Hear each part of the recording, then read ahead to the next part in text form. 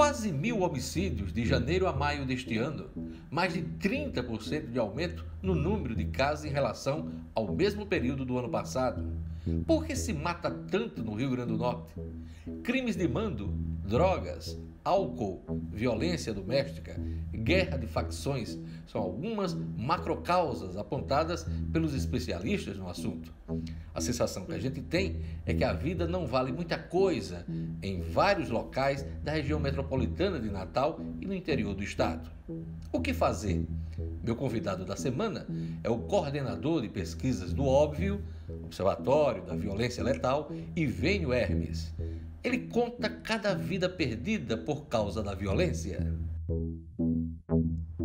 Ivênio, por que se mata tanto no Rio Grande do Norte hoje? Uma pergunta bem interessante, mas com o passar do tempo no Rio Grande do Norte, as causas da violência elas foram se tornando tão cotidianas, tão assim fáceis da gente vivenciar, que hoje é fácil dizer por que se mata tanto no Rio Grande do Norte. Se mata no Rio Grande do Norte por todos os motivos. Se mata por rixa de família, se mata por briga de trânsito, se mata por desavenças no tráfico de drogas, se mata inclusive por crimes que são de desentendimento dentro do sistema prisional. Quais os dados atualizados do Óbvio, de janeiro a maio deste ano? Houve um crescimento do número de homicídios do Rio Grande do Norte? Com um crescimento de 38%, é o que nós podemos vivenciar hoje. E nós sabemos que chegamos já a beirar os 1.000 homicídios no Rio Grande do Norte. Ainda neste mês de maio? Ainda neste mês de maio. Podemos falar em boom de assassinatos, levando em consideração os dados de anos anteriores? Sim, nós temos uma crescente no número de homicídios acontecendo no nosso estado que não pode ser despercebido, não pode deixar de ser notado. Anteriormente, nós tínhamos uma violência que crescia em nível de 12%, 20%, mas de repente nós passamos a uma violência de 30%, de 35%, 38%. Então, isso é considerado um boom de violência. E também nós temos que, até 2014, o crime vinha crescendo.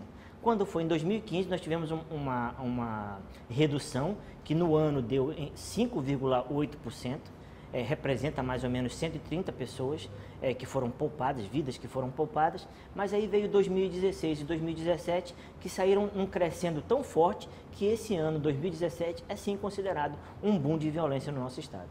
No caso específico das mulheres que são vítimas de violência a todo momento, quais são os dados do feminicídio aqui no Rio Grande do Norte?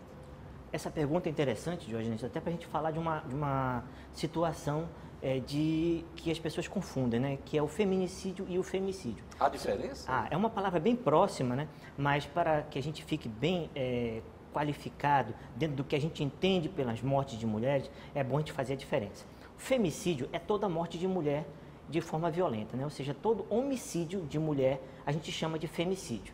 Mas o femicídio que é causado por ações de homens em violência doméstica ou em violência de gênero, aí ele recebe o nome de feminicídio. Tem essa sílaba extra. Essa sílaba extra significa que essa morte dessa mulher foi causada apenas por violência doméstica ou foi vítima de uma violência de gênero.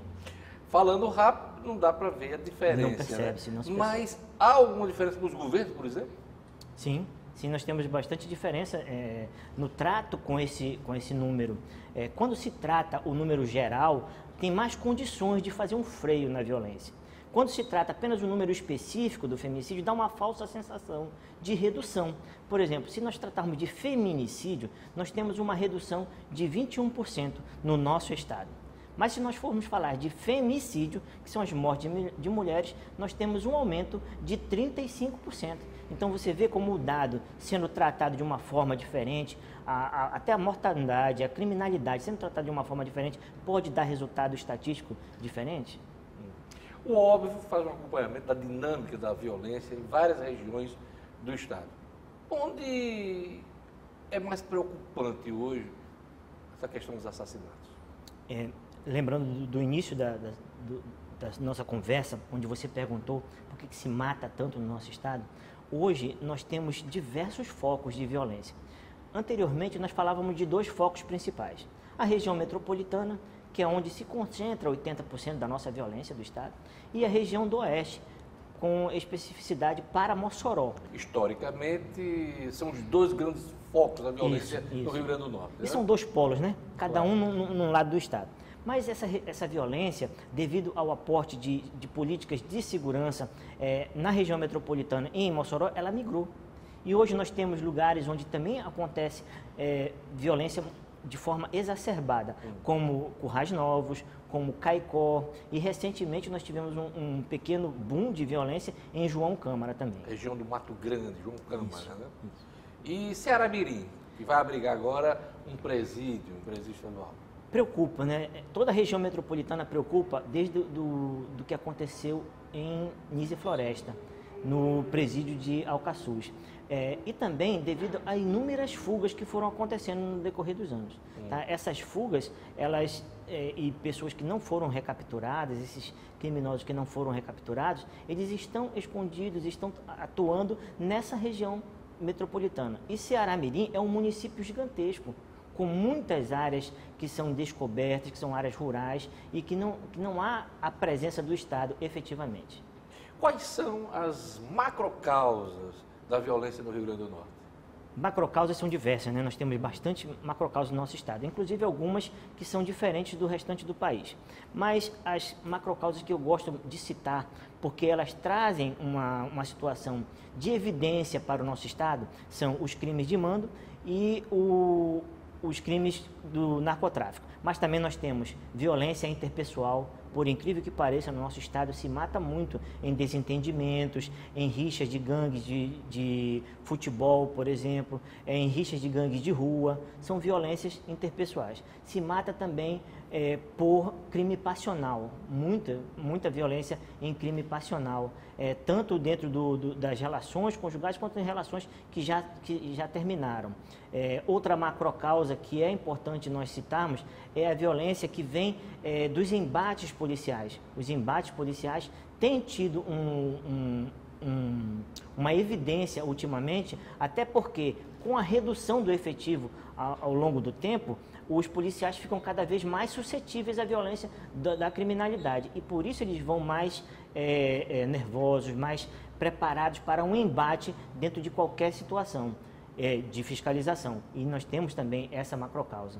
E qualquer avaliação sobre a segurança pública, muito se atribui a violência urbana ao narcotráfico, que você listou como macrocausa. E aí eu gostaria que você jogasse mais luz nessa questão das drogas. A macrocausa do narcotráfico, Diógenes, é importante a gente ver que ela não é única, ela se segmenta. Ela tem várias coisas que estão dentro dela e que nós podemos trabalhar como macrocausas preliminares. Tá? Uma delas é o consumo da droga. O consumo da droga suscetibiliza muitas pessoas à morte, mas também tem o tráfico de drogas. Tá? Então, nós precisamos separar o traficante do consumidor dentro dessa macrocausa maior. E quando a gente faz essa diferenciação entre uma e outra, a gente cria aí que a macrocausa maior é o tráfico, mas nós temos uma macrocausa interna chamada crimes de mando, crimes de encomenda, que atuam para contribuir com essa violência exacerbada no nosso estado. O crime de mando ainda é muito forte. Muito forte. Se nós formos colocar separados a macrocausa do tráfico com a macrocausa do crime de mando, se nós separarmos o segundo, que é o crime de mando, ele vai para o primeiro lugar. Ele é responsável por quase 58% das nossas mortes no estado. As execuções são exemplos de crimes de mando, né? São. Os crimes de mando, crimes de encomenda, eles estão aí dentro dessas execuções. E nós temos muitas execuções sumárias acontecendo no Rio Grande do Norte. Inclusive as chacinas, que esse ano eu considero o ano das chacinas, né, são execuções sumárias, são crimes de encomenda. Nós já tivemos esse ano 5 chacinas. Plano estratégico.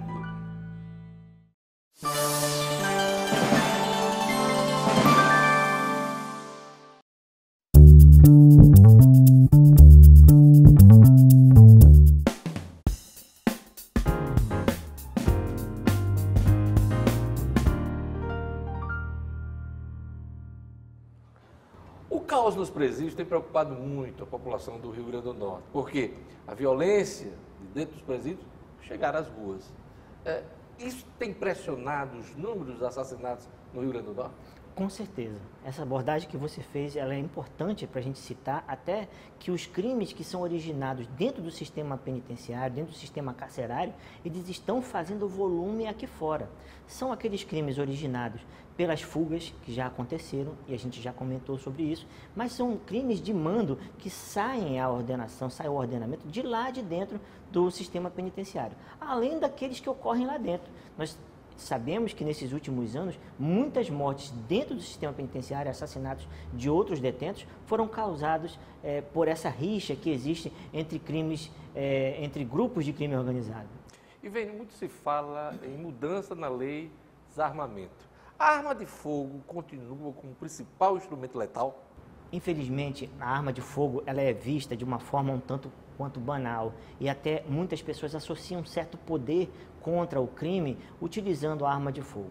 Mas se nós formos observar, se nós formos ver os números que estão cada vez mais à mostra e evidenciados no nosso estado e no Brasil, a arma de fogo ela protagoniza esses crimes. Então, quando a gente pensar em colocar arma de fogo na mão do cidadão, se não houver um sistema de controle eficaz, que o nosso país é carente em todos os sistemas de controle. Nós temos leis e mais leis, mas sem um mecanismo de controle para que as leis funcionem adequadamente. O tráfico de armas é uma realidade nesse país. Exatamente. E assim, nós temos leis bonitas, belas leis aqui no país e que não funcionam porque nós não temos mecanismos que façam com que a gente controle a eficácia da lei, controle que ela está sendo observada. E no caso do cidadão voltar a andar armado, porque já houve essa possibilidade no passado, nós vamos estar aí colocando um instrumento de morte na mão de muitas pessoas e que vai ser um atrativo a mais para o criminoso na hora dele fazer um assalto, porque em vez dele temer aquela arma de fogo, ele vai o quê? Vê-la como um atrativo para que ele assalte aquela pessoa e tome aquela arma e a utilize para posteriores crimes. Mas a maior parte dos crimes que ocorrem é por arma de fogo. É por arma de fogo, com certeza. Nós temos mais de 90% de crimes no nosso estado cometidos por arma de fogo. Como trabalha o óbvio, que é um instituto que acompanha essa questão da violência? O Observatório da Violência, o óbvio, ele trabalha através do mapeamento diuturno das ocorrências criminais.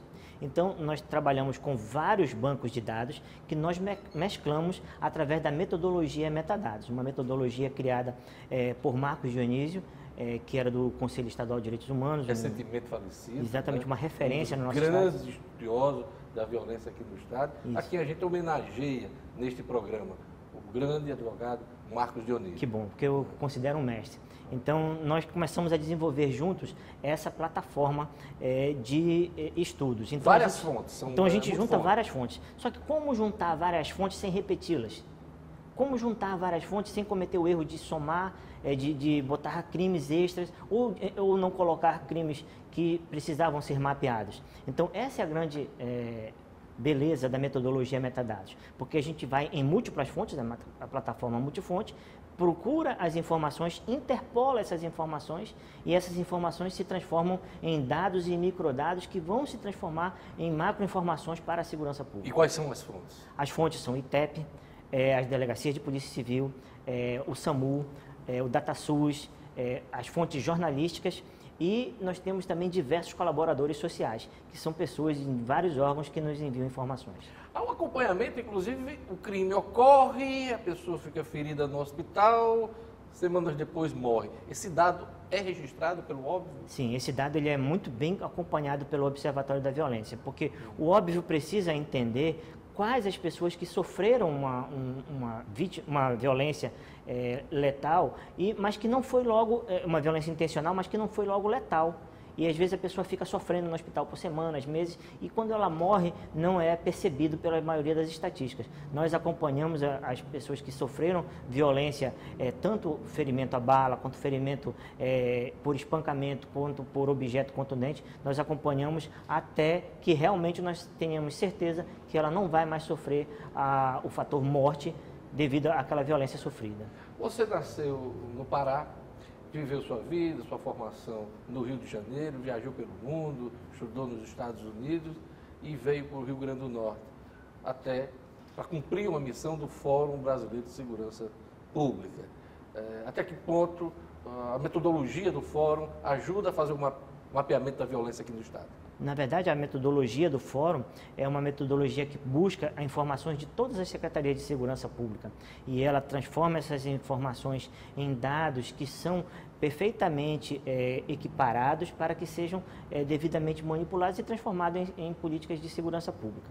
Aliás, o anuário, que é resultado do trabalho do Fórum, é importantíssimo para servir de bússola para os governos, né? Isso. Então, o Fórum Brasileiro de Segurança Pública é, assim, o grande concentrador de informações. E o anuário é realmente uma bússola, como você citou. Tanto é que nós, do Observatório da Violência, nós também seguimos essa mesma bússola e publicamos também o nosso anuário da violência apenas do Rio Grande do Norte, onde nós mapeamos a nossa violência e já fazemos isso há 5 anos. Esse trabalho vai além de simplesmente registrar números, né? Com certeza, Jorge. Esse trabalho aí não pode ficar só afeto a números, porque senão a gente vai transformar apenas numa máquina de estatísticas.